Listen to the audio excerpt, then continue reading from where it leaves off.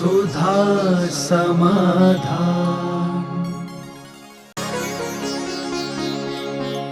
नमोस्तु गुरुदेव। संयम के नियम का पालन करने वालों से शांति धारा करना श्रेष्ठ है या बोलियों के द्वारा?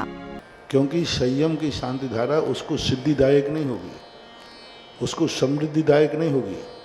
खेत में गेहूं बोए बिना और यदि आप कहें कि संयम से हल चलवा दो तो खेत में फसल आ जाएगी। संयमी से हल चलवा दो, खेत में बीज मत बोना कुछ भी, और एक संयमी से हल चलवा देना, फसल आ जाएगी। इसलिए ये सब बहानेबाजी हैं। ये सब माइजर कंजूस लोग जो होते हैं वो ये रास्ता निकालते हैं।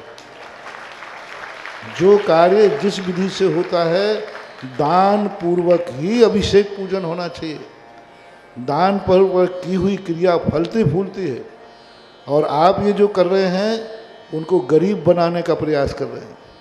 कभी भी कोई व्यक्ति तुमसे फोकट में धर्म क्रिया करावे, समझ लेना वो तुम्हारा दुश्मन है। दुश्मन मानना नहीं। वो कहे साहब आप तो कर लीजिए, आप बहुत धर्मात्मा हैं, आप तो हाथ लगा लीजिए, समझ लेना ये पूर्वभाव का बैरी है जो तुम्हें सदा गरीब देखना चाहता है। और जो हमेशा ध्यान रखना, मैं बड़े आदमियों को छूट दे सकता हूँ, मैं गरीब को कभी नहीं कहता हूँ। मैं गरीबों से सदा कहता हूँ कि कभी फोकट में कोई धर्म क्रिया नहीं करना, चाहे भली 1 रुपया देना, दान दे करके करोगे तो कल 100 रुपये लायक हो। बहुत चलता है, कई जगह चलता है, हम तो एक नियम दे देते हैं, हम तो ये दे देते हैं। अरे वैसा नियम दो ना, अभिषेक क्यों करा रहे हो? ऐसे ऐसा करो।